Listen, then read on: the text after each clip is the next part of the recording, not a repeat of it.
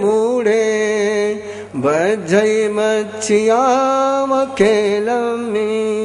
दुपरिचयाई में कामा नो सुजहा धीर पुरुषे हिम असंति सुवया साहु जे तरंति अतरं वनियाव समनामुये वयम पाणवहम्या अयानन्ता मंदानरयं गच्छन्ति बाला पावियां दिट्ठिं नुः पाणवहं मनुजाने मुचे जकयाहि सौवदुक् एवं अयरिये मक्खायं जेहिमिमो सावधम्मोपनत्तो पाणेयनायिवाये जा से समियेति उच्चयितायि तव से पावयं कम्मं निजायुदगं वथलावो जगनिष्येहिं भूयेहिं तस्नामेहिं थावरेहिं न तोऽसिमारभ्यदण्डं मनसा वयसा कायसा चैव शुद्धे सनावो न तत्तठवेज भिक्खुपानं जायाय घास में से जा रसगिद्धेन सिया भिक्खाये पंतानि चैव सेवेत् सियपिण्डं पुराणकुम्मासम् अदुभुक्कसं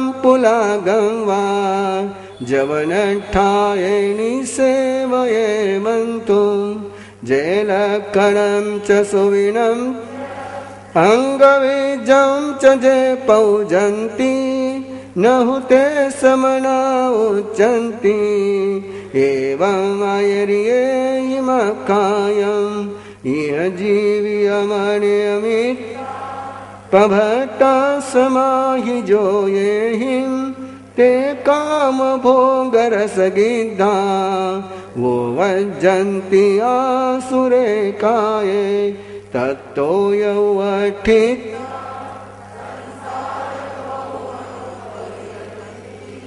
बहुकमले वलितानं बोई होई सुदुल्लाते सिं कसिनं पिजोई मम लोयं परिपूर्णं दले जयि कस तेना विषेण सन्तु से ईदुपुरुये में जहाँ लाहो तहाँ लोहो लाहालो पवडई दो मास कयम कज्जम कोड़िये विनानिक नोरकसी सुगिझेज गंडवच्छा सुने गचितासु जाओ पुरुषं पलोभिता खेलन्ति जहाँ वदासे नारी सुनो वगिझे इत्थि विपजहे अनगारे धम्मं च पेसलं नच्चा तत्तठवे जभिक्खुपानं ये सधम्य कविलेनं च विशुद्धपन्नेनं तर्हिन्ति जे मुकायन्ति ते ही माराहि यादवे लोग तीबिमिति कविलम नामम अठमम अध्ययनम संपूर्णम।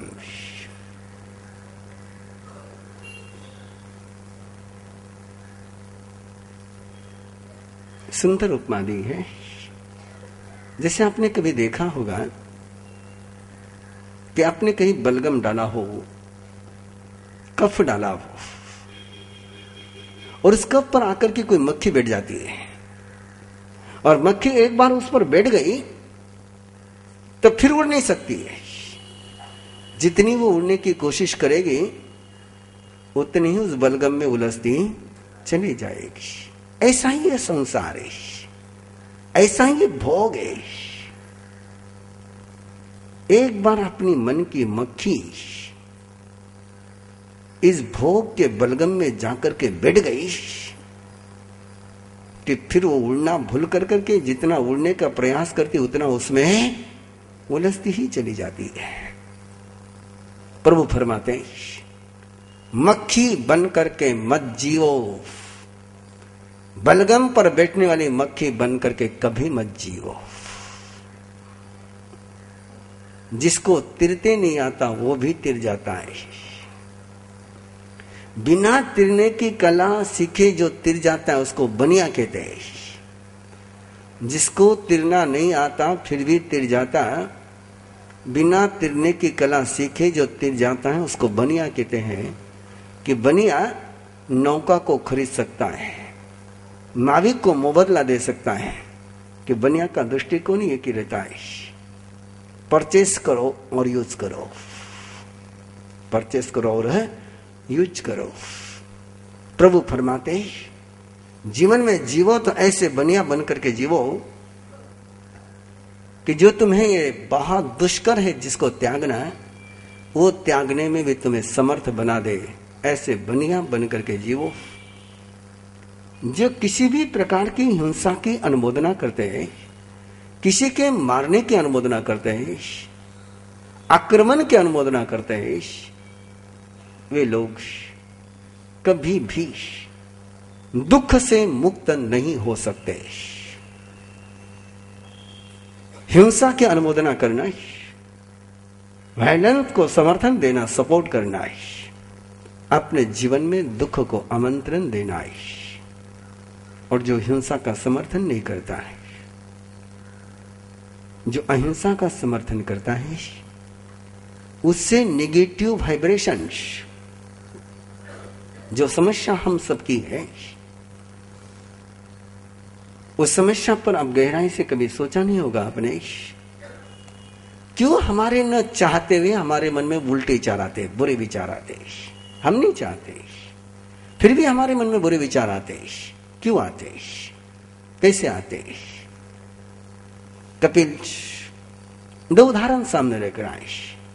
एक गड्ढा है और एक चोटी है, एक तलहटी है और एक शिखर है।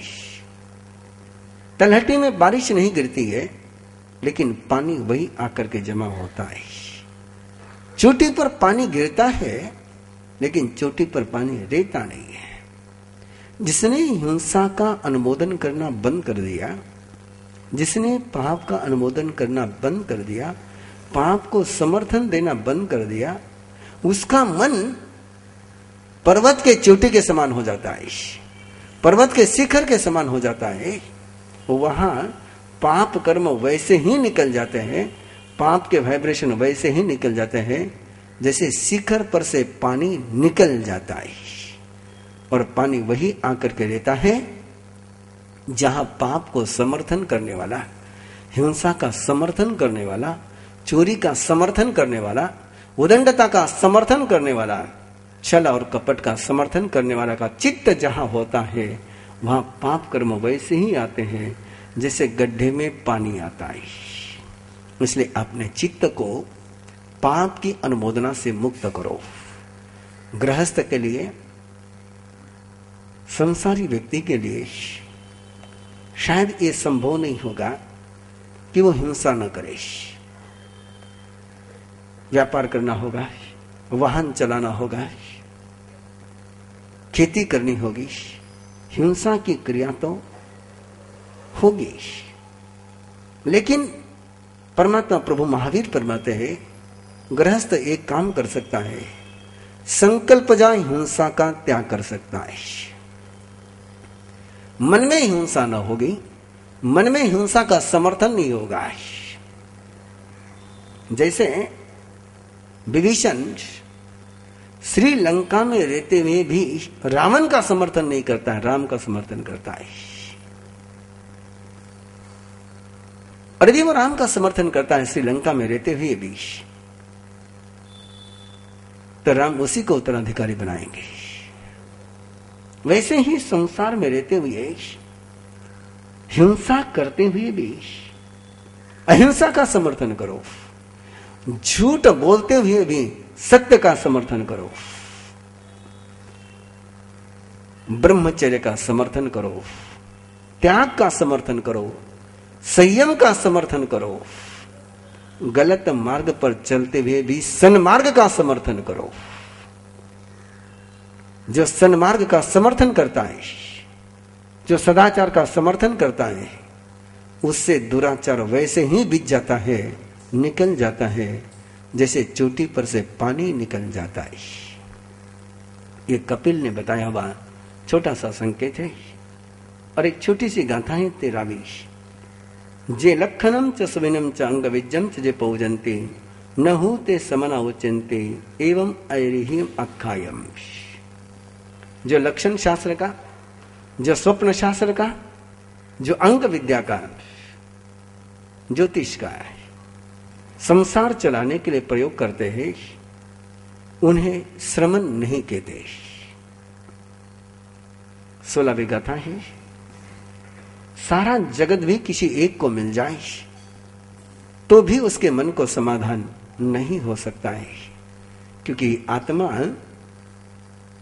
धन से भरी नहीं जा सकती, इसको साधना से ही भरा जा सकता है।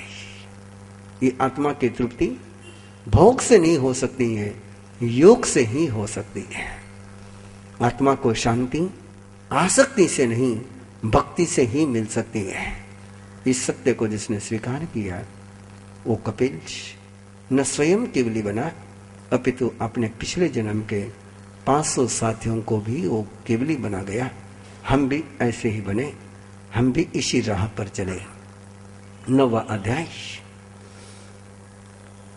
चैवो न देवलो गावो वो वन मान समिलो गम्मी वो संत मोहनी जो सरई पुराणियम जायीम जायीम सरेत भयवाम स्वयं संबुद्धो अनुत्तरे धम्मे पुत्तम ठवे तुरंजे अभिनिखमयी नमीराया से देवलोग सरिसे अन्ते उर्वर गवो वरे भोये भुंजन्तु नमीराया बुद्धो भोगे मेहिलं सपूर जनवयं बलमोरहं च परियणं सौवं चिच्चा विनिखन्तो एगन्तमहीठिवो भयवं कोलाहलगभूयम् आसिमे हिलाय पवयन्तं मे तय्याराय ऋषिमि नमेमि अभिनीकवन्त अबुठियं राय ऋषिं पवजठरमुत्तमं सकोमानरुवेणं किन्न भुवज में हिलाए कोलाहल संकुला सुवंती दारुणा सद पासाए सुगिए सुयमठम निसामिता ये वो कारण तव नमीराय ऋषि देवेन्द्रमिरम भवी में हिलाए चाय ये बच्चे सिंह पत्तपुप्प फलो वे बहुनं बहुगुणे सयावायन रमणं चय्यमि मनोरमे दुहिया शरणाता एयमठं निसमिता हे वो कारण जोई वो तव नमि ईश अग्नियवावूया यं डञ्छयि मन्दिरं भयवं मन्ते ऊरं तेनं किसनं नावपिकय येयमठं निसामिता तव नमीराय ऋषि देवि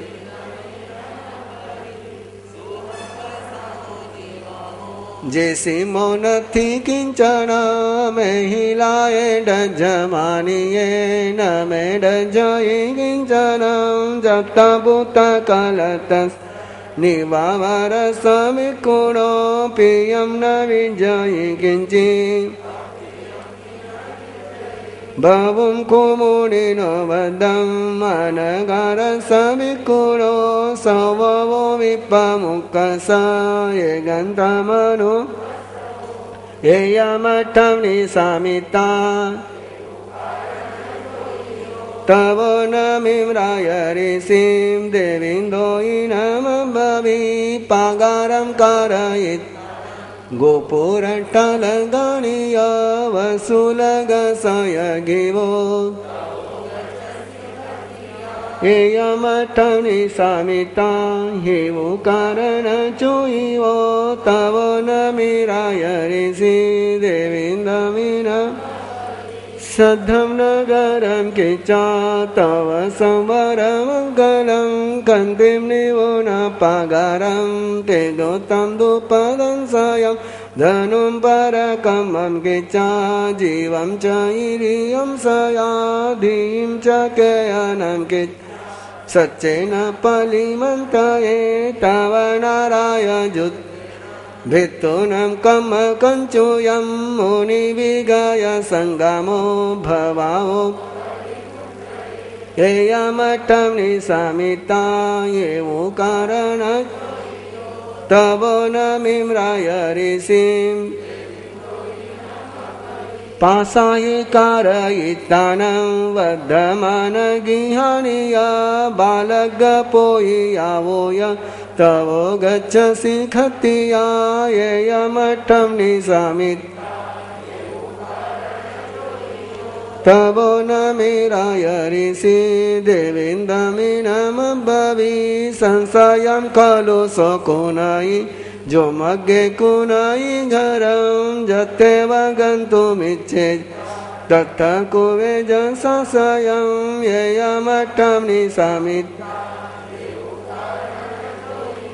तव नमिम्राय ऋषिं देवीन्दोयिनमभवि आमोसेलो मारेय घण्टिभेयय तक्करे नगरसखेमं कावुनम् येयमठं निसामिता हेवुकारणचुयिवो तव नमिराय ऋषि असयिं तु मनुष्यैं मिच्छादण्डोपभुञ्जयि अकारिण भजन्ति मुच्चयि येयमठं निसामिता हिवुकारणचुयिवो तव नमिम्राय ऋषिं जिकी पथिवा तुझं नानमन्ति नरायिवा वसेते ठावयितानं येयमठं निसामिता हिवुकारणचुयिवो तव नमिराय ऋषि जो सहसं सहसानं संगामे दुज्जय जिने एगं जिने जपानम् अपानमेव जुज्जायि किं ते जुज्जेन वज्जवो अपानमेवमपानम्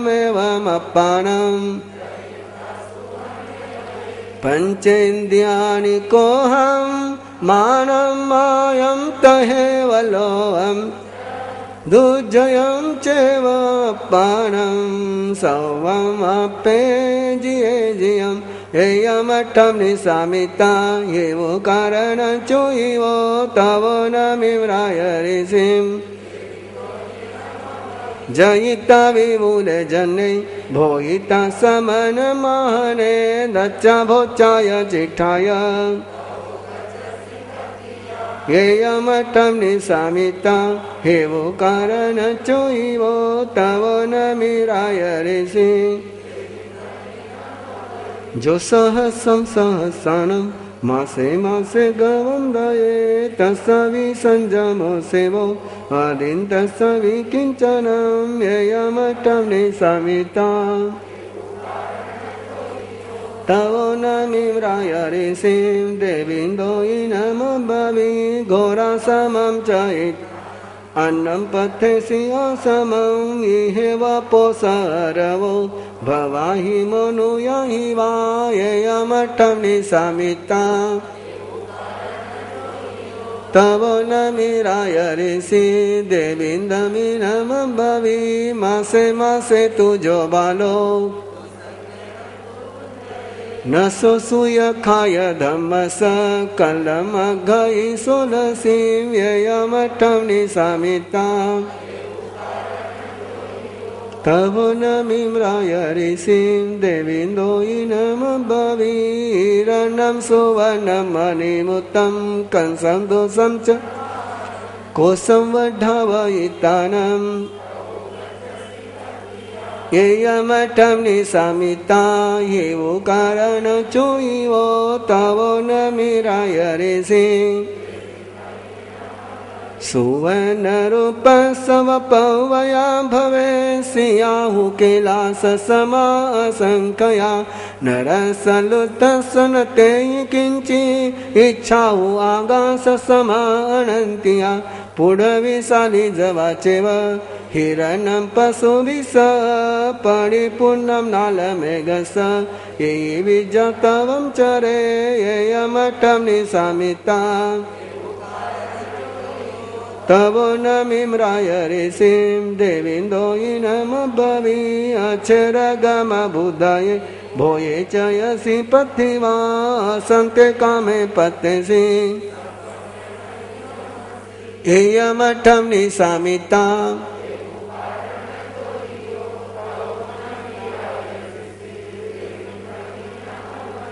सल्लं कामा विषं कामा कामासि विशोभमा कामेय पते मना अकामा जन्ति दोग आहेवयि कोहेनं मानेनं अहमगयि माया गयि परिघावो अवुज्जीवन महानरुवं विभु विभुनयिन्दत्तं वन्दयि अभिथुनन्तो इमाहि महुराय गोयि आहो तेनि जीवो कोहो आहो मानो पराजीवो आहो तेनि रकिया माया आहो ते अजवं साहु आहो ते साहु मदवं आहो ते उत्तमखं आहो ते मुक्ति उत्तमा इहंसि उत्तमो भन्ते पिच्चाहो इसी उत्तम लोगुत्तमोत्तमं ठानम् एवं अभिथुनन्तो राय ऋषिं उत्तमाय सद्धाये पयायिनं करेन्तो पुनो पुनो वन्दयि सको तो वन्द्युन पाये चक्रं कुशलखने मुनिवरस आगासेनुपयो ननिय चवल कुंडल तिरिणि नमि नमेयि अपनम् चैवो नगेहं च वेदेहि सामने पजुवटिवो एवं करन्ति सम्बुधा पण्डिया पवियखना विनियटन्ति भोगेषु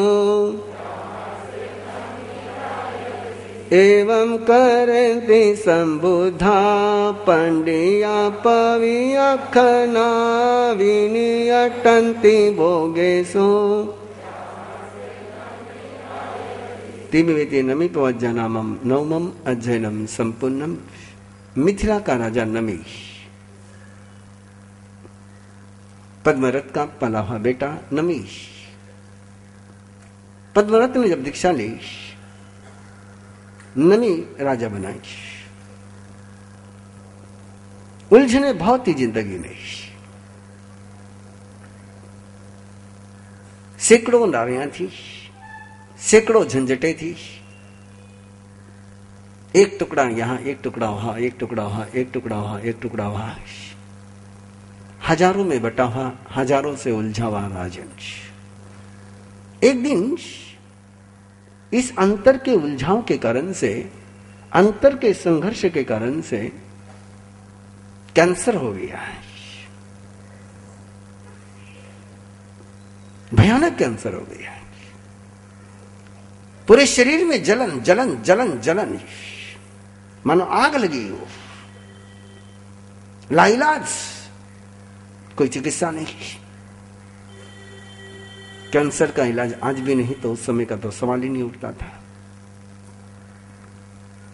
लेकिन वैद्य ने एक बात बताई, 52 कसीस चंदन, 52 अलग चंदन होता है, अलग पेड़ होता है,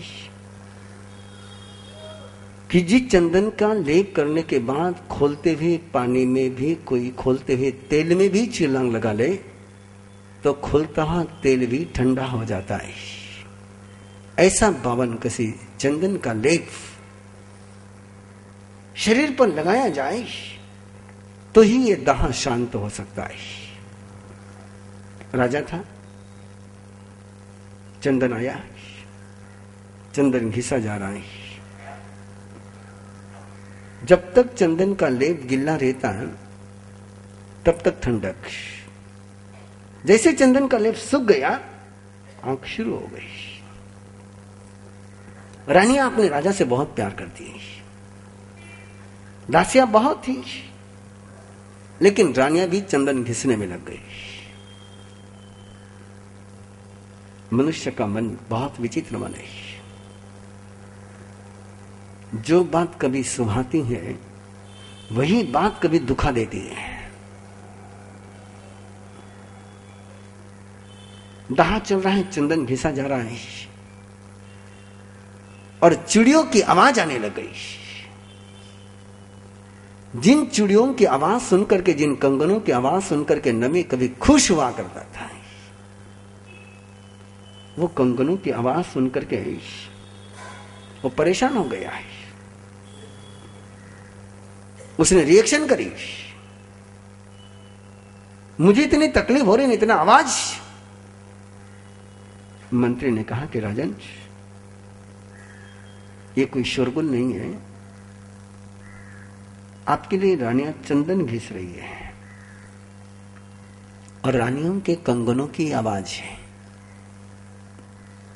मंत्री को लगा कि शायद कंगनों की आवाज परेशान कर रही है। मंत्री ने जाकर के रानियों को संकेत किया, कंगनों की आवाज बंद हो गई। आवाज से परेशान था कि आवाज नहीं आने से परेशान है, पता नहीं। अपन आदमी जब डिप्रेशन में जाता है तो उसको फूल भी चुभता है, कांटा भी चुभता है।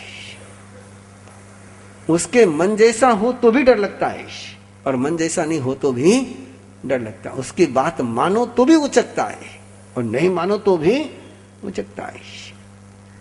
अब नमी, जैसे कंगनों की आवाज बंद हो गई, फिर परेशान हो गया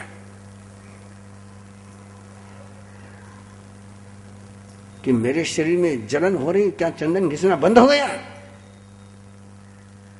मंत्री ने कहा, राजन, चंदन घिसना जारी है। फिर परेशान